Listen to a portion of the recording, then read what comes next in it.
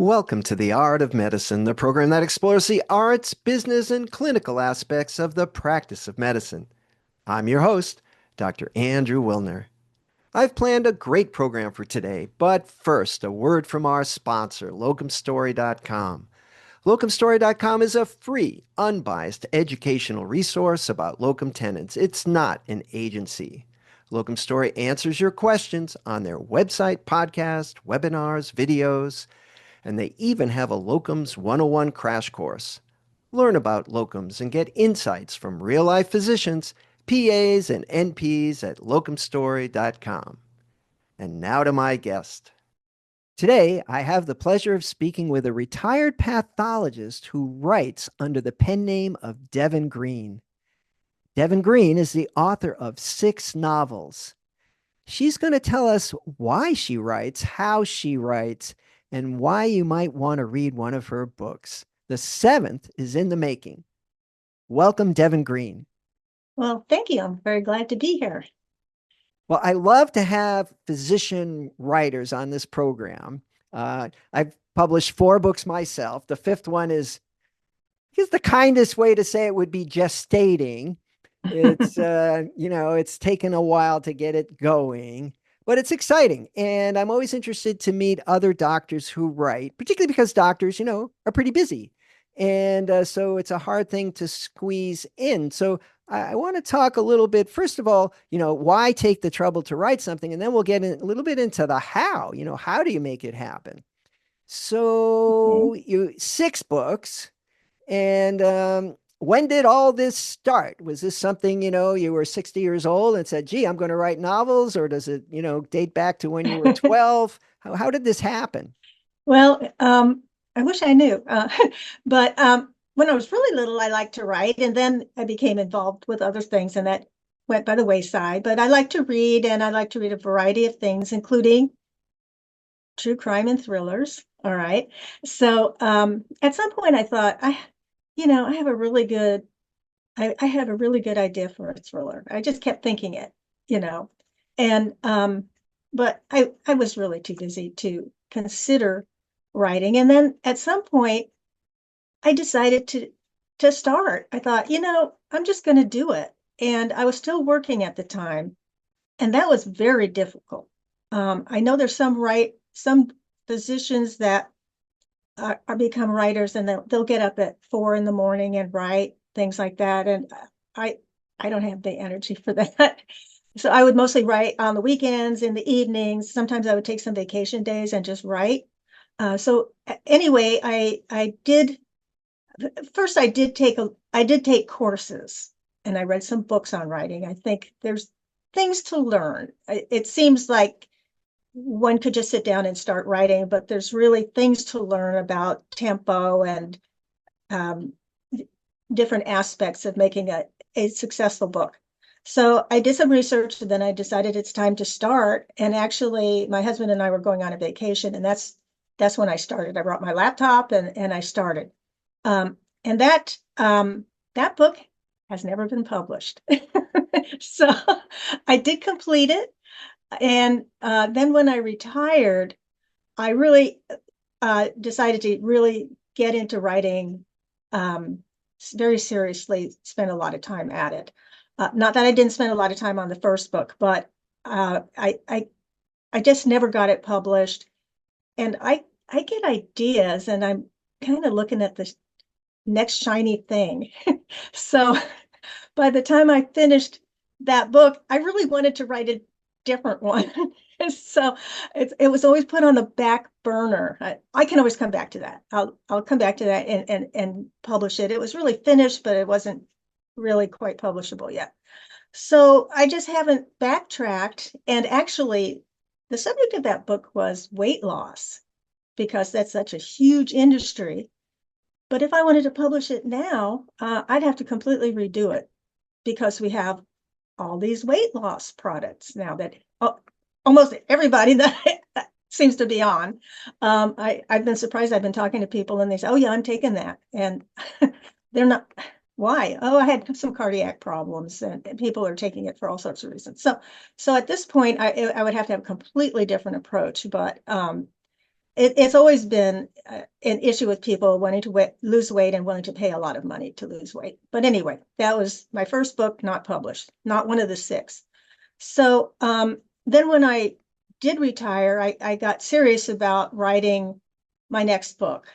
And actually, what happened was I was going to write another book, which now is my second book. But then I decided I wanted to write another book first. An idea came and I just had to do it. Okay. So that was the birth of the Erica Rosen MD trilogy. So I have 3 books that are about a pediatrician of all things. And I thought, a pediatrician, who would think of a pediatrician as being involved in some, crime fighting? So I think one can imagine almost anybody else, but not a pediatrician. But anyway, I decided to make it a trilogy. And the first one was about genetic engineering, human genetic engineering. And the second one that I wanted to write first was about autism. And then the third one, I had to think about what am I going to do for my third one, and it's about pharmaceuticals. And then I've moved on, and none of my other books are related. But I really enjoy it. I tried not Well, to there you spend. go. I think that's the bottom line. This is fun, right? This is Yeah, fun yeah, and and hard work, but fun. Well, let's talk a little bit about the work. You mentioned you're willing to work in the evenings, on the weekends, and take holidays from work. You went on vacation with your husband. He went off golfing. You stayed there with your laptop. Um, yeah. how do you do it on a daily basis? Well, things are different now because I'm retired. Okay, so it took me a while to get my rhythm, you might say, because once you're retired, you just have a lot of time. You can do stuff, and it's almost paralyzing. I could do anything, you know. Right. It's um, so at first I just started just writing, just all the time, writing all the time. And then I decided, I think my husband wasn't too happy about that. And I just was spending too much time writing. I realized I was I spending too can much hear time. him. Now you're retired and you're busier than ever, right? Yeah, yeah, Yes. yeah. So what happened was I slowly kind of developed my rhythm. And now there's different parts of writing a book. So the first is the rough draft. And that's my most structured time. I write, usually this is what I do when I'm doing a rough draft. I get up, I have my coffee, breakfast, and then I sit down to write, and I write 1,100 words, and then I'm done for the day. And so if you do the arithmetic, in 1,100 words a day, I've got the rough draft in less than 3 months. All right. Well, I got to ask, why not 1,000? Where did you come up with 1,100? I started with 1,000, and then I thought, I'll just do 10% more. All right, you're a high achiever. Okay. And actually, a lot of writers say, "Wow, 1,100, that's a lot." So different people. Some people will write a certain number of words a day, and some people will write for a certain amount of time a day. Those are the Hmm. two major things people might choose. And then some people just write when they feel like it. But I like to be very structured, and I write 7 days a week, 1,100 words a day, and I actually write down, you know, on Word, it tells you how many words you have in your document. So I write it down when I'm done. Then I go 1,100, or often a little bit more because you don't land exactly on 1,100. And I have a list And it of can't what be I've done every less. day. So it's always going to be a little bit more, right? If it's Yeah, 1099, you're going to have to come up with another sentence. you got it. You got it. I always do complete a sentence. I don't You just leave stop. it hanging there. But you have to know what to say. Do you know what to say before when you sit Well, down? well, that's a good question. I'm constantly thinking about it. So when I'm not writing, I'm thinking about what I'm going to write next. And sometimes I don't quite know what I'm going to write next. And some days takes me longer than others. On days where I really know exactly what I'm going to write for 1,100 plus words, it comes out pretty quickly. Other days I may struggle. And another question people often ask is, how much do I plan my book in advance? That's a question that comes up a lot. And and usually people say, are you a plotter or a pantser? A plotter being somebody who writes a detailed plot outline, and a pantser somebody who writes by the seat of their pants. And I think most people, especially those that write fiction, are in between, and I'm in between. Hmm. I started off trying to write a pretty tight outline of what I was going to write, and I realized once you get down to the granularity of putting the words down, things pop into your head. You just get distracted, go in different ways, and there are times when, actually, I'm planning my next book that I haven't started yet, and I still haven't decided. There's two ways things could go. And they both come back to the same place, but there's two ways things could go. Hmm. And I may not decide what to do until I get down there and just am typing it, because I keep going back and forth. I should do it this way. No, I should do it that way. Um, so so I'm not a tight plotter, that's for sure. I definitely have a plot, an overall plot in mind. And I always have pretty much a happy ending. Okay, so things get resolved. So I know that it's going to come to that place. Well, that's very interesting. I interviewed one writer and he had everything spelled out in his outline. And then when he would sit down to write, really, all he had to do was fill in the blanks.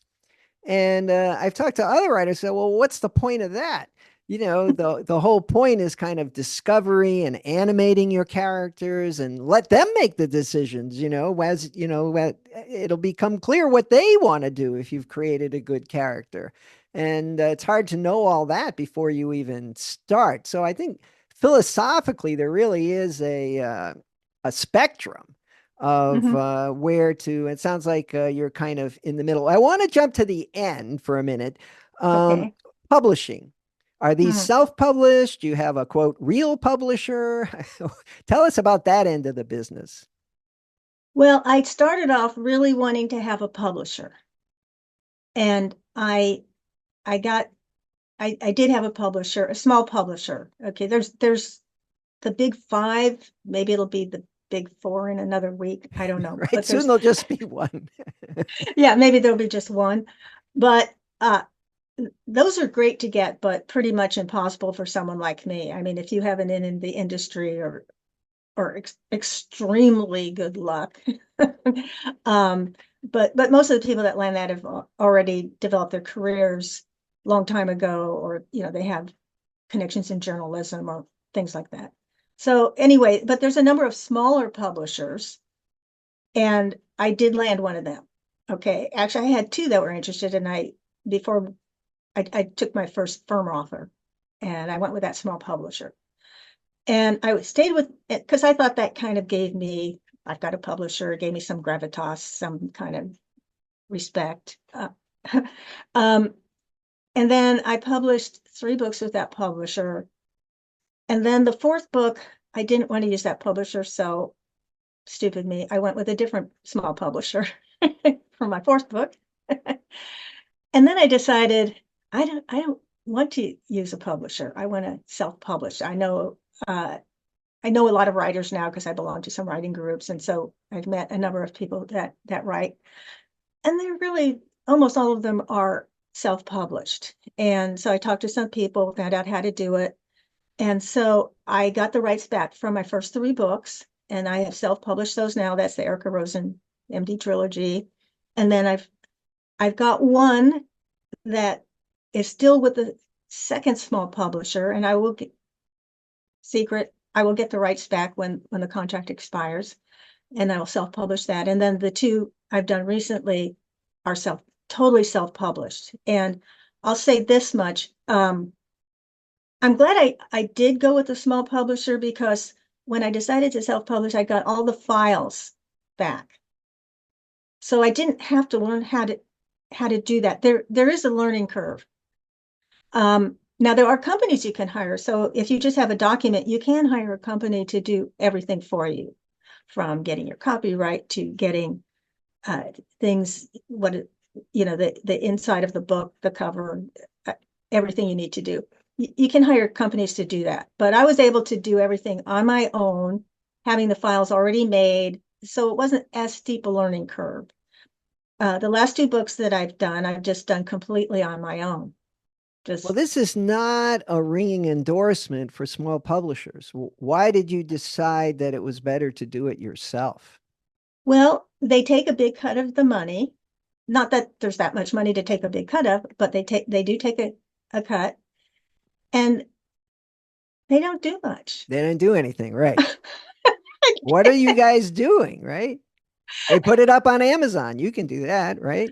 Yeah, and since I now control everything, if I were to want to put something on sale, I can just do it. I Otherwise it's very cumbersome.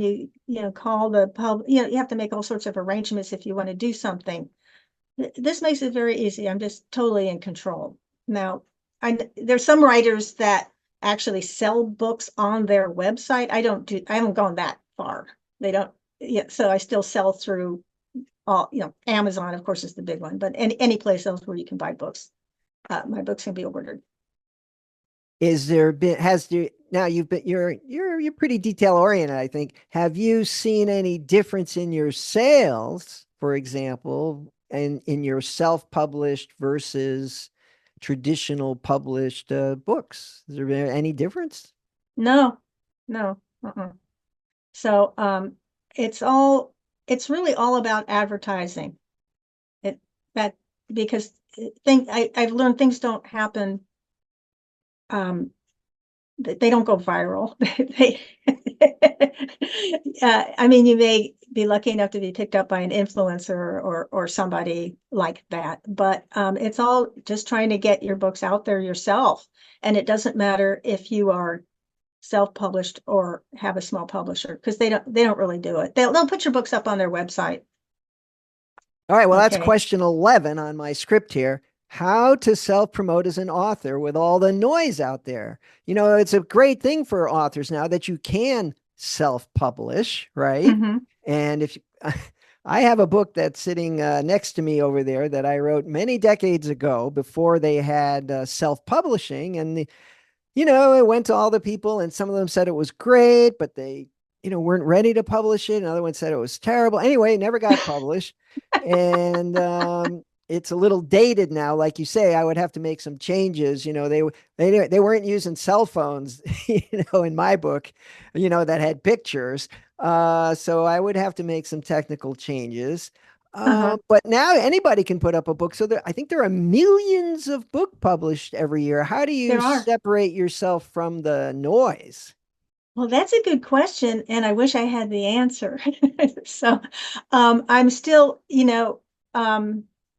I have a newsletter, I have a website, I I now have a Facebook page, which I don't use much.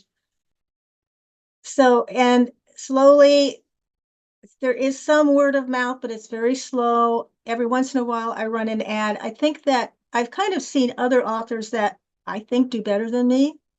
And what they do is when they publish their book, they spend a lot of money on ads. Hmm. It could be the worst book in the world. It doesn't matter. They spend a lot of money. And I don't know if you've noticed this, but even like James Patterson, when he has a new book, it's advertised on TV.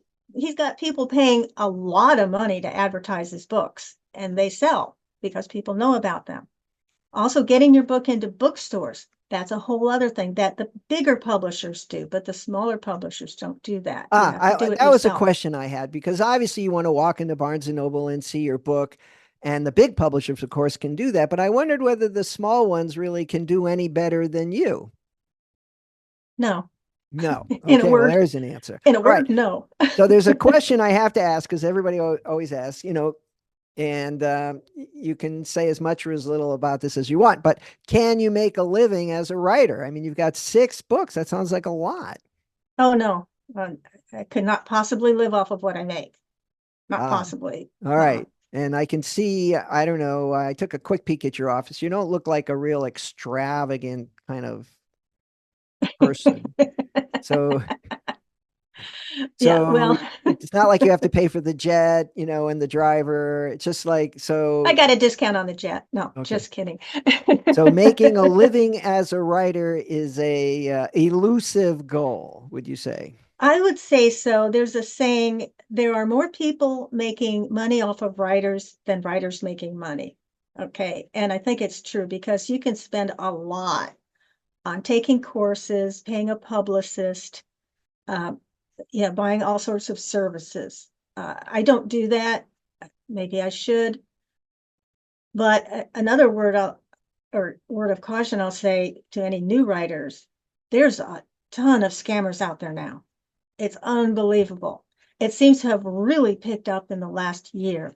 A day doesn't go by when I don't get multiple scans. And I don't even know how they all get, because I get messages from them in different ways. Hmm. And I used to just get them through my website, which is fine, but some are directly contacting me, and that really bothers me. Well, we'll take a second on that because it's happened to me also. I remember getting a phone call, "Oh, Dr. Wilner, we saw your book, The Locum Life, and we're so interested, and we have great news that a traditional publisher has picked it up and they're going to give you a $50,000 advance." And my book's been published for a number of years, and frankly, it's a very niche market. It sold about 1,000 copies plus, which is hardly Mhm. a bestseller. And I thought this was fantastic. So I called them Sure. back, and the guy talked to me for an hour, and he wanted to do this. But first, he said, we're going to have to look at the book because we might have to do some editing just to get it prepared for the Oh. publisher. That sounded a little phony. Anyway, it turns out I've gotten many more of these coming from different directions, and it is a well-known scam. And of course, with the internet, I have a website and my information is available and the book is available and summaries of the books are available. So someone can call you cold and be pretty well informed. Mhm. If they, of course, this guy wasn't even know what the book was about, and I thought that was a little strange. So writers really do have to be very, very careful. It's the old saying, if something sounds too good to be true, it probably is. Yeah, Right? yeah. I mean, I think most writers think their books are really good. Yeah, Of I mean, course. writers work hard on their books, whether or not you like their genre or their book or whatever. They've worked hard on it and they're proud of it. And so when somebody comes to you and says, "I love your book, I have all these great plans for it, blah blah blah," it's so believable because, of course, finally someone's recognizing. But I have on my particular website, I can find out where a number of inquiries are coming from. Not all of them, but I get a lot from Nigeria. Well, there you Okay. go. Yeah, and I know and they write to me using kind of American names. Okay. And they sound good and some of them are better than others. I'll say that. I've started to notice like, oh, some of these are really good. Some are really bad because when somebody says, "I love your book," well, which book? I mean, Yeah, right. I That's got right. six of them. I suppose if I just had one, I would be flattered and I wouldn't think that just because the title was missing that it was suspicious. But I've got six books out there, and when you say I love your book, not books plural, Right away, I there's a giveaway. yeah, It's very yeah. interesting. Let me change the topic for a minute. You practiced as a physician. In your books now, do you consider yourself a medical educator, or are these just fun, or Okay, well, that's another good question. I like my books first of all, or primarily to be fun, but I always have information in there. I hope that readers learn something from my books. So it may not be medicine, it may be more science, what I call sciency. um, and what I do is I um, I will write something that's kind of technical or medical, however you want to phrase that, and I have people read it that are not physicians or scientists.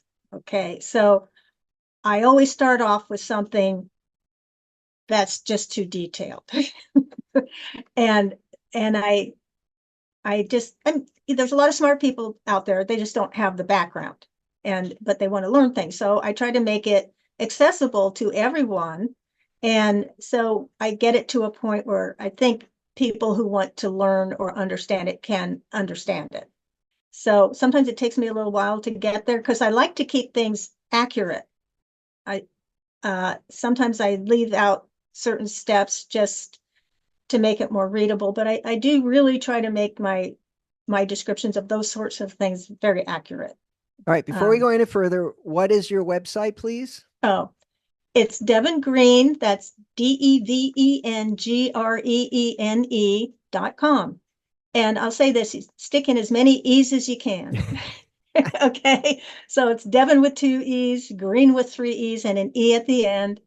And I always mention that there is a Deven Greene without an E on the end, who is a comedian who's very much on the edge. And she's more popular than I am. So, so a lot of times if you Google me, they'll say, "Oh, did you mean Deven Greene without the E?" And you'll get a lot of her stuff. All right. Well, we were talking a little bit before I pressed the record button about your decision to have a pen name. So tell us first why, and then secondly, why that. I mean, if you're going to pick a pen name, right, you could pick any name in the universe, right? So why a pen Yeah. name? Well, I tend to be kind of a private person, and I was and actually a lot of beginning authors start this way. They're kind of embarrassed. They don't want anybody to know that they're writing because they could fall flat on their face. And so I just thought I don't really want people out there to know who I am, and I don't want people to know I'm writing. I slowly started telling people, like my friends, that I'm writing. My husband knew, and my brother, they're kind of the only people that knew. So, and actually the name is, I'll just say, similar to my real name. Okay, so And you drew from that. But doesn't that yeah, make it hard to promote your books if you're not really who you say you know what I mean? If the name on yeah. the book isn't your name, how do you Well, I just go by Deven Greene whenever I'm talking about my books. And some people know that that's not my real name. Like Lee Childs, that's not his real name, but I don't even know what ah, his real name is. There's a number of famous authors that use pen names, so it's interesting. not that unusual. So you found it hasn't really gotten in the way of your marketing. No, it gets a little awkward sometimes when filling out forms for publishing, like what's your name, and then which name do I put down, things like that. Mm. More legal stuff. But for marketing, it's not a problem. It's just Deven Greene. And I did pick the name. I went through a number of names and I would Google them, and then I would find, oh, there's somebody else with that name. So this was not the first name I came up with. And believe me, when I Googled it, the other Deven Greene didn't come up. So the one without the E. Maybe a more But recent kind of invention, this other. yeah, she may have become more famous in the interim as I was, getting things published, but All that's the right. way it goes. Now, before we wrap up, I want to talk about one of your books. Tell me about the one you said, I think it was the second book, maybe with about Oh, autism. Why autism, and what was the point of the book? okay. Well, autism. Okay. So some people ask me if my characters are based on somebody, and they aren't. They're sort of a combination of people that I know or imagine, except for the second book. And the main character, other than Erica Rosen, is a young autistic man, and he's modeled after my son. I have a son with autism, and he's severely autistic. His communication is very bad, uh, but he has certain splinter skills. And a lot of people have heard of splinter skills, or they call them savants if they're very advanced. So he has splinter skills, but his communication is very bad. And I had always thought that an autistic person would make a great suicide bomber because they can look perfectly normal. They can be taught to follow instructions, and they don't know what they're doing. So I mentioned this to my husband, and he said, "Oh, that's ridiculous." Well, we went to the airport. We were going on a trip, and we had to go through one of the machines that they circle you at the airport. So before we got in there, I was explaining to him, because he will follow instructions. Like I said, I lift your arms up, walk in there. And the man operating the machine said, he noticed what I was doing and he said, oh, he can just go through. So he got no screening. And this is sort of my experience. So, so I had a character that was really modeled on my son. I've read other books and seen shows about these autistic people, or so-called what I call so-called autistic people. Now they're called on the spectrum, which when they're at the top of the spectrum, I don't know that they really should have a disease attributed to them. Okay, but he is definitely autistic, and I had his character be the only person that could solve this dilemma of suicide bombers, but he really wasn't talking. So Erica Rosen, who in the first book was dealt a lot with disabled children, was able to slowly get the information from him, and that's what the book is. I wanted it to be realistic, because I kept thinking, what would he do? What would he do in this situation? And of course, he's never been involved with a plot to be a suicide bomber, but I tried to make it as realistic as possible, rather than something fantastic and something I wouldn't believe. What a wonderfully original and thoughtful story. Yeah, well, yeah, that book was kind of special for me. So I have a book written about him. I dedicated it to him, but he doesn't know it. Well, that that's really lovely. And I'm going to read that one Okay. for sure. And that's, that's one of the reasons I like to talk to writers, because, you read a book and you say, all right, I always want to meet that person. It's like, well, what were they thinking? Why did they write it, this way? And so now I have a clue. Thank you. Yeah, okay. Yeah, so that's the name is Unwitting. So I call it the unseries. They're all unnatural, unwitting, and unforeseen. So I got on the Okay. wagon.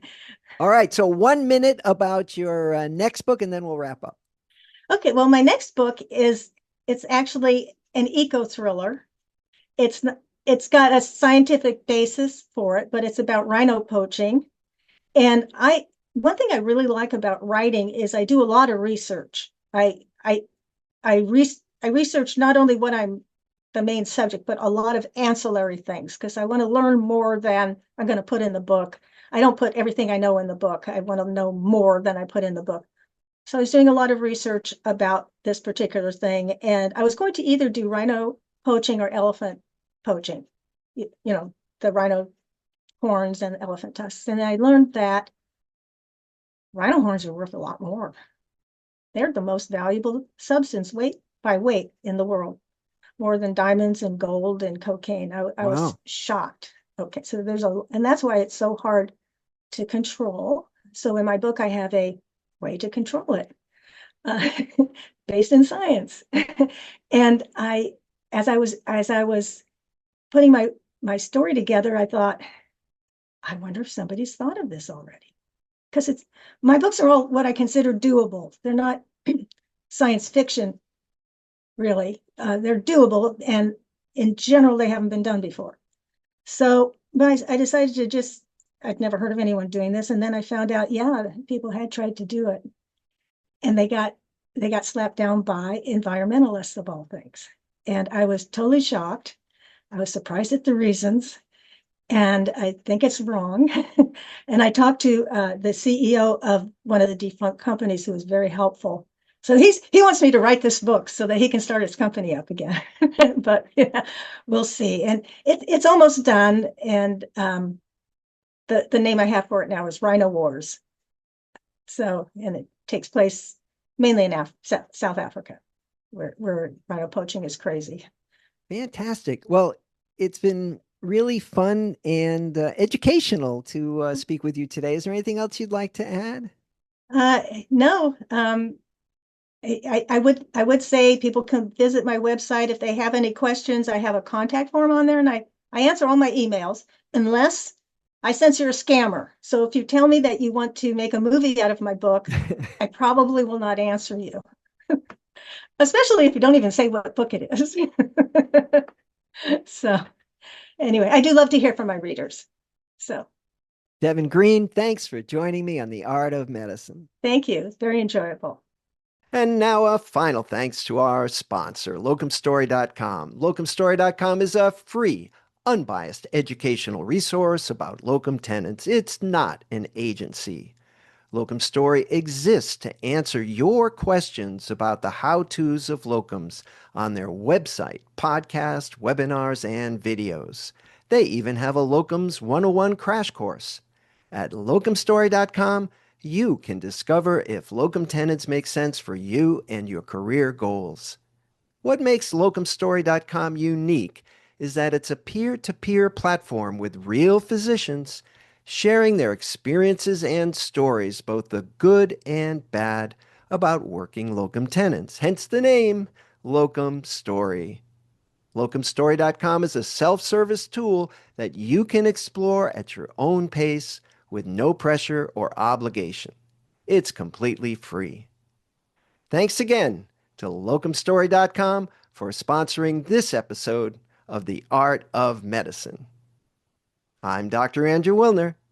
See you next time.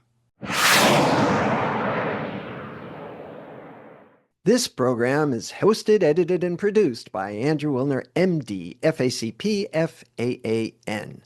Guests receive no financial compensation for their appearance on The Art of Medicine. Andrew Wilner, MD, is a professor of neurology at the University of Tennessee Health Science Center in Memphis, Tennessee. Views, thoughts, and opinions expressed on this program belong solely to Dr. Wilner and his guests and not necessarily to their employers, organizations, other group, or individual. While this program intends to be informative, it is meant for entertainment purposes only. The Art of Medicine does not offer professional, financial, legal, or medical advice. Dr. Wilner and his guests assume no responsibility or liability for any damages, financial or otherwise, that arise in connection with consuming this program's content. Thanks for watching. For more episodes of The Art of Medicine, please follow on YouTube or your favorite podcast player. Please share with your friends and subscribe. www.andrewwilner.com